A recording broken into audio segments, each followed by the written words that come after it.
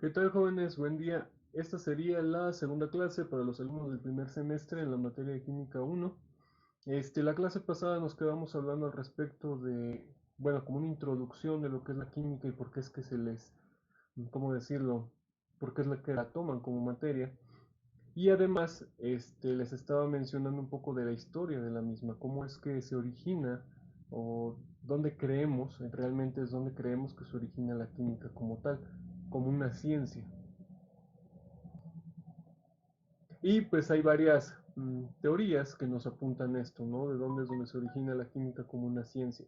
Para esto les tengo preparado una pequeña presentación al respecto. No sé si la alcanzan a ver, pero ahí está.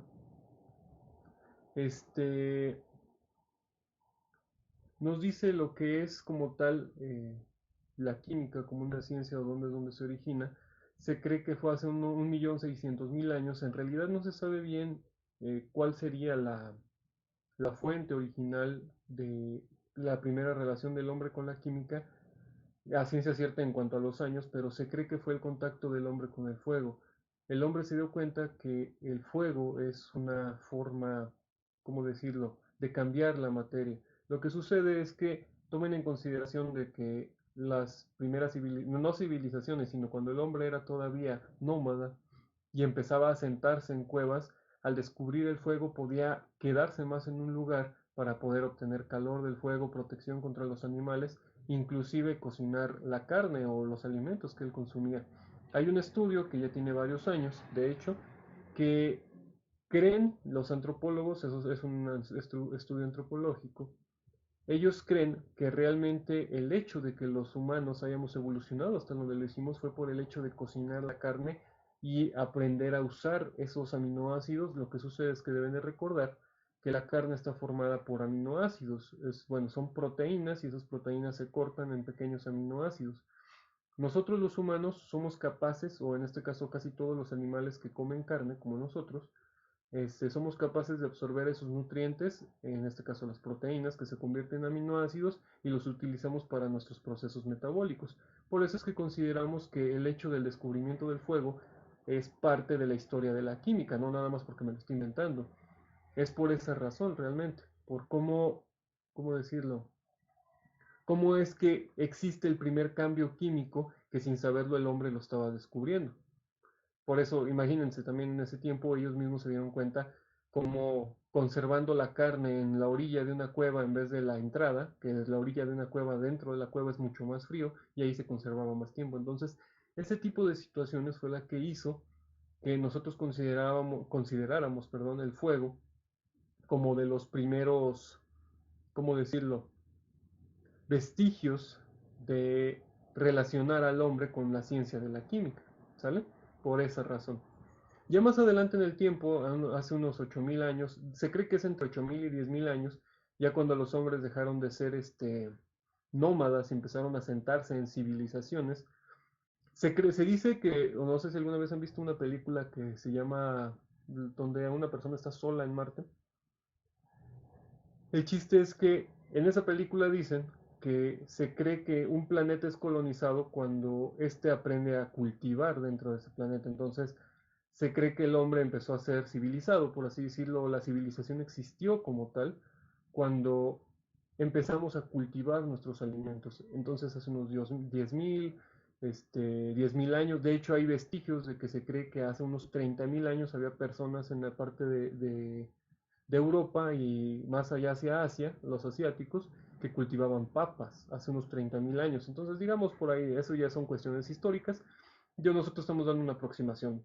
¿Por qué es importante mencionar la agricultura? ¿Se acuerdan que les dije en un inicio que todo tiene que ver con la química? Porque para la agricultura, por ejemplo, para que nosotros consideramos la agricultura de cualquier tipo de vegetal, se tiene que poner en la tierra con su agüita y un fertilizante, pero en realidad es un proceso químico lo que se lleva a cabo. Recuerden que un proceso químico es aquel que es irreversible, entonces realmente, pues imagínense todos los nutrientes que una plantita absorbe de la tierra, que uno mismo le agrega los nutrientes a la tierra para que dicha plantita crezca. Entonces, desde ese punto de vista, nosotros consideramos la agricultura como también un proceso químico. Entonces, por eso también se los estoy mencionando en la parte de este proceso histórico de la química como tal. Más adelante en el tiempo, ya un poco en la edad de cobre, esto es como en el 5000 antes de Cristo, poquito antes, poquito después, se empieza a utilizar el cobre, por eso se llama de esa forma, pero sí, es cierto. Se empieza a utilizar el cobre para fabricar herramientas, para fabricar cosas. Realmente esa imagen que les pongo son algo real que encontré en internet de vasijas o utensilios que utilizaban las personas en la antigüedad hechas de cobre. ¿Por qué el cobre? Lo que pasa es que el cobre se funde a relativamente baja temperatura y es fácilmente moldeable. Entonces, esas personas que descubrieron el cobre hace miles de años se dieron cuenta que era fácilmente poderlo utilizar y lo utilizaban para poder hacer sus cosas, sus utensilios. Entonces, cabe mencionar que todo lo relacionado con el área metalúrgica también es un proceso químico, porque no es nada más como en las caricaturas, que sacas un pedazo gigante de metal de las minas, realmente no. Un metal que sacas de una mina es un compuesto químico y este compuesto químico hay que purificarlo para obtener hasta el final el cobre como tal. Y eso es para cualquier elemento químico. Realmente no hay un elemento como tal bueno, sí hay, pero los elementos tienen que salir eh, en piedra, digamos, en bruto. Y ahora sí, purificarlos y obtener el material que tú estés queriendo. Por ejemplo, sus celulares. Sus celulares tienen diversos elementos químicos, por ejemplo, neodimio en sus computadoras para fabricar imanes, de hecho. Eso es un ejemplo. Realmente todos los minerales, recuerden que la minería, como les dijeron en primaria, de hecho eso es lo que se ve en primaria, de las actividades primarias y secundarias, es una actividad primaria, porque ahí se obtienen muchas cosas, inclusive los utensilios que utilizamos a diario, igual que las personas de la antigüedad. ¿Sale? Más adelante en el tiempo, aproximadamente en unos 3000 a.C., al igual que con la edad del acero, se empezó a fabricar el bronce. ¿Por qué es importante mencionar esto? Porque realmente ahora sí ya es un proceso más químico. ¿Por qué les digo esto? El bronce se obtiene combinando, haciendo una aleación, así es como se les define, una aleación de cobre con estaño, por así decirlo. Al combinar estos dos metales, y lo vemos de una forma muy simple, al combinar estos dos metales se obtiene el bronce, que es mucho más resistente que el cobre solo o el estaño solo. Al combinarlo se dieron cuenta que era una herramienta mucho más resistente, inclusive utilizada para hacer herramientas para la guerra, o sea, armas. Y pues ahora sí ya empieza a convertir en algo completamente químico, un proceso químico como tal, ¿sale? Por eso es importante estárselos mencionando, por supuesto. También más o menos en el 3000 a.C. se empieza a fabricar el acero. El acero proviene del hierro y el hierro lo que hacen es ponerlo al contacto con el carbón mineral y obtienen el acero. ¿Sale? Más o menos por ahí, esas fechas, que también es un proceso químico porque están cambiando la materia. Es como el estaño. El estaño con el cobre forma el bronce y ese bronce es más resistente, entonces es un cambio químico, al igual que con el acero. El hierro, al ponerlo en contacto con el carbón mineral y hacerle varios procesos, se hace el acero. Y el acero es más resistente, pero más quebradizo que el hierro, por ejemplo. Entonces es un proceso químico. Eso es lo interesante cuando hablamos nosotros de procesos químicos y procesos relacionados con el ámbito de la química. Ahora, es importante, eso es como en la parte del viejo mundo, digamos. Hablando ya acá como para los griegos y los romanos, específicamente los griegos, surge este señor, bueno, él era un filósofo, Tales de Mileto, y este señor fue de los primeros en preguntarse, ustedes creen que ellos son de los primeros en preguntarse la existencia misma o la existencia de los elementos, la existencia de la vida pura, por qué existimos, etcétera, eso es lo que hace, por así decirlo, es parte de lo que él hacía como filósofo. Pero él se hizo una pregunta muy interesante, como cómo o por qué estamos hechos, entre otros, no fue el único, pero ellos empezaron a preguntar de qué estamos hechos y de qué está hecho toda la materia que nos rodea. Entonces, una de las teorías, bueno, hipótesis que él suponía, es que todos los elementos y todo lo que nosotros estamos hechos de cuatro elementos principales. De ahí surgen las teorías de los mitos de muchas cosas, inclusive de la televisión, de que todo funciona gracias a los cuatro elementos principales, tierra, agua, fuego y aire. Es de ahí. Porque esto lo dijeron hace, pues, fíjense hace cuántos años, más de 2000 años. Y esta teoría, bueno, esta hipótesis que se supuso Tales de Mileto, también la dijo Heráclito, Anaxímenes y Empedocles. Son como personas que le ayudaron, o no tanto que le ayudaron, sino que empezaron a hablar al respecto de estas teorías que él suponía que eran real, que así es como funcionaba la naturaleza, que todo estaba formado por esos cuatro elementos principales. Ya ahorita sabemos que no es así, por supuesto, pero solamente por eso es parte histórica, ¿no? Ahora, más adelante del tiempo, no tanto de hecho, con Aristóteles, el chiste es que estos griegos supusieron o hablaban, ellos eran filósofos, de hecho el Aristóteles, que es la persona que continúa, era discípula de Tales de Mileto. Aristóteles complementó, por así decirlo, perdón, la teoría de Tales de Mileto. Él agregó algunas ideas a su trabajo. Él decía que aparte del tierra, agua, fuego y aire, Aristóteles creía que había cosas que también formaban la naturaleza, como para complementar lo que había dicho Tales de Mileto, que era el frío, el calor, la humedad y la sequedad. Al tierra, aire, fuego, etcétera. Pero Aristóteles también creía en algo más. Él creía que el cielo, por no comprenderse o por no entender justamente de qué estaba hecho, le llamaba que estaba formado de éter. Ahí le falta un acento. Ahí está, éter.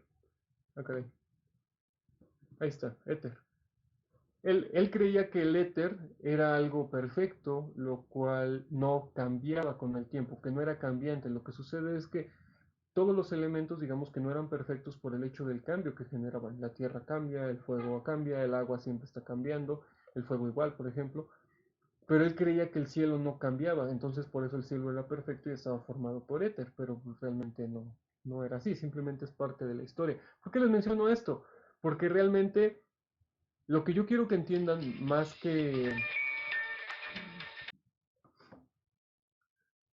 Disculpen, entonces, como decía, pues de eso se trata, ¿no? De eso es lo que nos hablaba este señor Aristóteles. Ahora, más adelante en el tiempo, llegan dos señores, los cuales voy a volver a mencionar, pero ya lo voy a mencionar más adelante cuando vuelva a hablar de historia. Ahorita ya casi acabamos la parte histórica de este sentido, que es el señor Leucipo y Demócrito. Estos dos señores se les atribuye la primera teoría atómica, imagínense, la primera teoría atómica fue desde el 450 a.C., tiene bastantes años.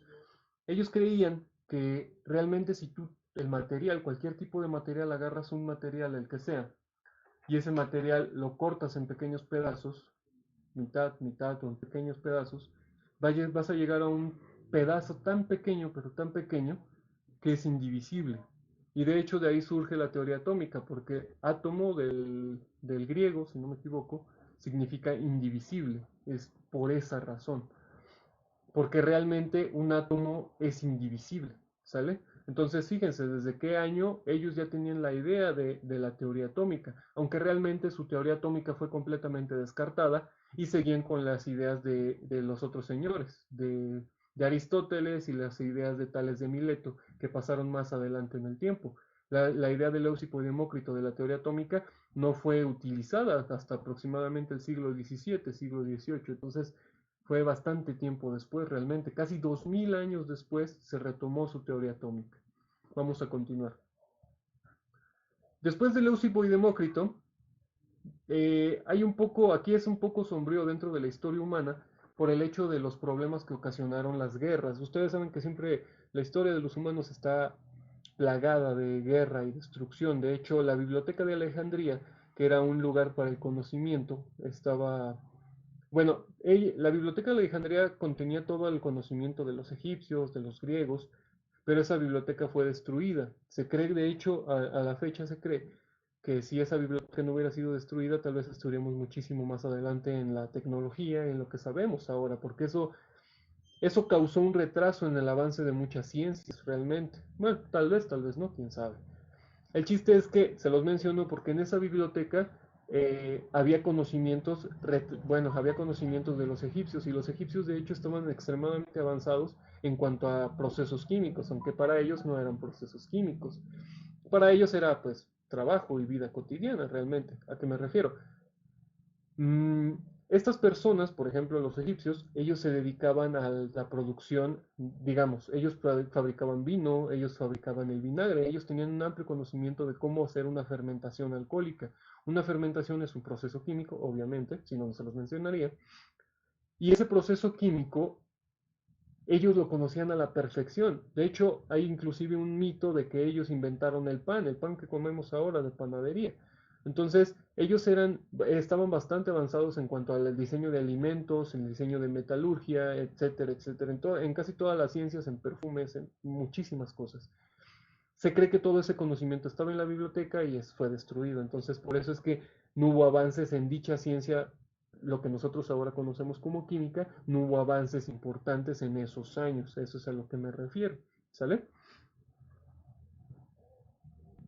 Ah, de hecho, en el año 200 antes de Cristo aproximadamente, empiezan a surgir problemas con el ámbito eclesiástico, o sea, con las iglesias, creo que desde antes, digamos más o menos como un año aproximado, pero se cree que hubo problemas con las iglesias, con la religión, las cuales empezaron a perseguir a todas las personas que se dedicaran al ámbito de la ciencia, que para ellos no era ciencia, por ejemplo. Se les consideraba brujos, se les consideraba hechiceros, se les consideraba magos, adivinadores, por ejemplo, pero realmente no eran antiguos científicos. Muchos de ellos simplemente eran científicos, los cuales se dedicaban a su ciencia. Muchos de ellos eran metalúrgicos, o sea que se dedicaban a la fabricación de metales, perfumistas, matemáticos, arquitectos, médicos, pero todas estas personas se les empezó a considerar, como iban en contra de varias de las creencias que hay en la religión, se les empezó a perseguir. Entonces de ahí surge, ya en estos años, ya lo que conocemos, surgen los famosos alquimistas, que realmente los antiguos alquimistas no eran más que científicos, la mayoría de ellos, o no sabemos cuántos exactamente, pero muchos de ellos simplemente eran científicos, los cuales querían, pues, hacer ciencia, digamos, por así decirlo. Simplemente querían llevar a cabo su ciencia para poder, descubrir cosas, porque en realidad ese es el chiste de la ciencia. La ciencia intenta descubrir y ayudar a las personas en la mayoría de los casos. Intentamos descubrir cosas, intentamos saber por qué funcionan las cosas. De hecho, muchos de estos científicos o antiguos alquimistas, este, intentaban el saber por qué, por ejemplo, los metales se comportan como lo hacen, por qué la medicina, por qué los humanos nos comportamos como lo hacemos, los matemáticos igual. Bueno, ellos en otro sentido, claro, en el ámbito de las matemáticas no es para saber cómo se comportan los humanos. Bueno, sí, pero eso ya es otro tema, etcétera, ¿no? El chiste es que realmente, todas estas personas que fueron perseguidas por la Iglesia Católica no eran más que científicos, o tal vez alguno que otro charlatán, porque de hecho hay historias y mitos que dicen de personas que convertían cualquier metal en oro, los famosos, bueno, los alquimistas, pero los que buscaban la famosa piedra filosofal, las historias surgen justamente de estos científicos. Ellos buscaban esta piedra por su perfección y no por otra cosa. Realmente muchas de esas personas que creían en dicha piedra filosofal era por el hecho de la fama y la fortuna, porque supuestamente la piedra filosofal podría convertir cualquier metal en oro y darte vida eterna, según ellos. Pero realmente era la ciencia lo que estaban buscando, la ciencia de la medicina, la ciencia de la metalurgia, cómo modificar los metales. De hecho, se cree que gracias a ellos, a estos inventos, es que se descubrió el chapado en oro. Si alguien no sabe, es cuando un metal le recubren de oro y ya, pero no es puro oro, es simplemente un recubrimiento delgadito, digamos. Y ese tipo de situaciones causan pues revuelo en las personas y por eso es que la gente lo hacía, pero pues, no son más que antiguos científicos, ¿sale? De hecho, hasta la fecha hay personas que todavía creen en ese tipo de farsas. que realmente son sin su fundamentación, ¿me explico? Ok, entonces, persecución de los primeros científicos, los famosos alquimistas, hace aproximadamente en el 200 antes de Cristo. De hecho, hay un poco, ya en nuestra era, en el 640 ya de nuestra era, hay varias aportaciones que de hecho casi nunca tomamos en cuenta. Por ejemplo, más o menos como en el 500 de nuestra era, si no es que mucho antes, no mencionamos por ejemplo a los chinos. Ellos tuvieron importantes descubrimientos en cuanto a los metales, el papel, por ejemplo, ellos descubrieron, los chinos inventaron el papel, inventaron la pólvora, entonces esos son procesos químicos, entonces también es importante mencionarlos. Además, también podemos mencionar, por ejemplo, a los árabes, los cuales descubrieron, o bueno, encontraron los restos de las investigaciones que habían hecho, bueno, fueron los persas, pero los árabes habían hecho muchas investigaciones al respecto, por ejemplo, de metales, y ellos continuaron esa investigación al respecto de todo lo que habían dejado los griegos, por ejemplo. De hecho, se cree que de los grandes matemáticos justamente provenían de los árabes, de Persia específicamente.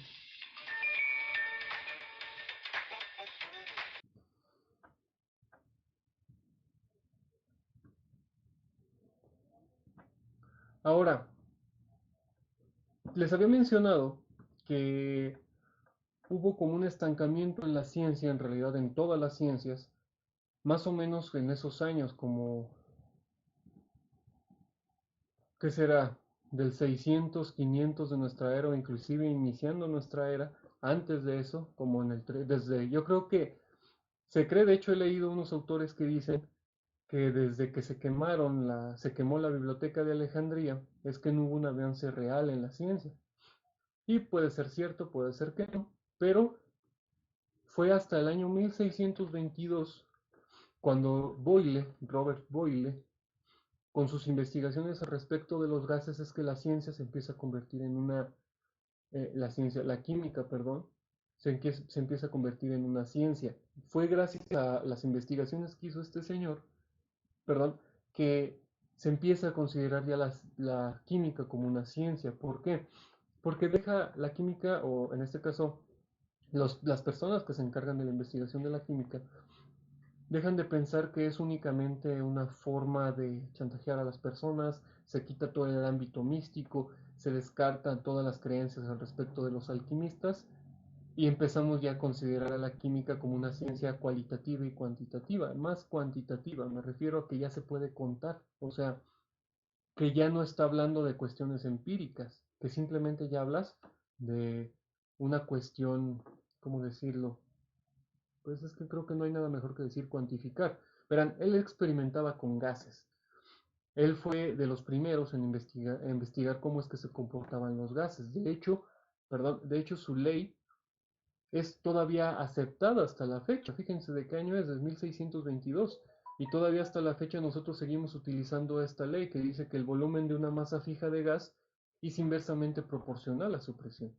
Lo que sucede es que el, el gas, cuando ustedes tienen el gas en alguna superficie y este gas es comprimido, entonces la masa de ese gas, perdón, el volumen de ese gas, el espacio que ocupa, es, es inversamente, o sea, al revés, proporcionalmente al revés a la presión que tenga. En español significa que entre más presión contenga, menos espacio ocupa.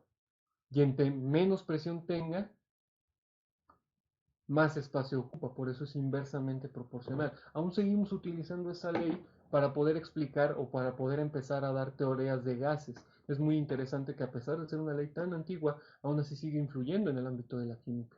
Entonces, por esas razones que nosotros consideramos ya la química, en este punto, como dejar de lado pensar que no es una ciencia, al contrario, es una ciencia y es una muy importante porque explica los fenómenos de la naturaleza. De hecho, no es un descubrimiento, no es un descubrimiento ajeno, no es un descubrimiento aislado. Fue gracias a muchos descubrimientos anteriores, por ejemplo a Torricelli, que es el dibujo que les pongo en la presentación del señor Bigotoncito. Él descubrió el barómetro, bueno, él inventó el barómetro. El barómetro es un dispositivo para poder medir la presión. Entonces, fue también gracias al descubrimiento de este señor, al invento de este señor, que Boyle pudo hacer sus investigaciones. Realmente, algo importante que quiero que ustedes entiendan al respecto de la ciencia de la química es que no son descubrimientos tan aislados, sino que es gracias al descubrimiento de una persona y otra y otra y otra que llegamos a muchas cosas, ¿sale? Luego, este señor, ¿cómo se llama? Boyle, escribió algo que se llama El químico escéptico, de hecho esta es su obra. En esta obra él ya empieza a hablar justamente de que la química no es una pseudociencia. Una pseudociencia es algo que no se puede comprobar, por ejemplo, el tarot y los ovnólogos, los que creen en los ovnis y eso es una pseudociencia, porque realmente no es una ciencia, no se puede comprobar. Pero la química sí es una ciencia porque sí se puede comprobar y porque es cierta, justamente. Gracias a este libro es que empezamos ya, aquí es en este punto donde se empieza a considerar ahora sí a la química como una ciencia. Ahora, más adelante en el tiempo, con Lavoisier, Antoine Laurent Lavoisier, este señor fue como de los más de los considerados, de hecho, a él es el considerado más que Boyle. Él es considerado el padre de la química. ¿Por qué? Porque él comprobó una de las teorías que nosotros aún utilizamos hasta la fecha.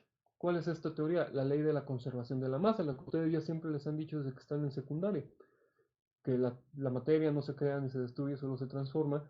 Él la comprobó. ¿Cómo lo hizo? Él puso a hervir agua durante 100, él hirvió agua durante 100 días, la misma cantidad de agua de un recipiente a otro, sin dejar que se escapara nada de esa agua.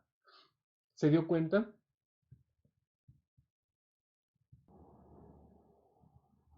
Él se dio cuenta que realmente no hay, ¿cómo decirlo? Él se dio cuenta que realmente no existía lo que decían en la alquimia. La alquimia decía que si hierves el agua más de 10 veces, creo decían, 14 veces, algo así, el agua se convierte en tierra, y no es cierto.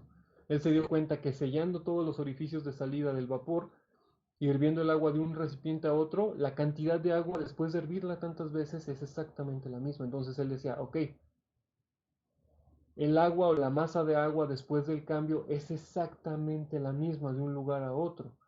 Y eso ahora nosotros lo utilizamos como una de las leyes fundamentales de las ciencias. La materia no se crea ni se destruye, únicamente se transforma, se reordena. Fue gracias a este señor que empezamos ya ahora sí más la química, ya esto fue en el siglo XVIII, pero bueno, y ahora sí más la química se considera como una ciencia como tal, ¿sale? Eso es como las más importantes en esta historia de la química. Y hasta aquí vamos a dejarle con la parte de historia de la química, ¿sale? Les voy a dejar una tarea, pero esa tarea me la van a entregar, bueno, vamos a irla haciendo, vamos a irla pidiendo. Me van a hacer una línea del tiempo con todos los acontecimientos que les acabo de mencionar, ¿sale?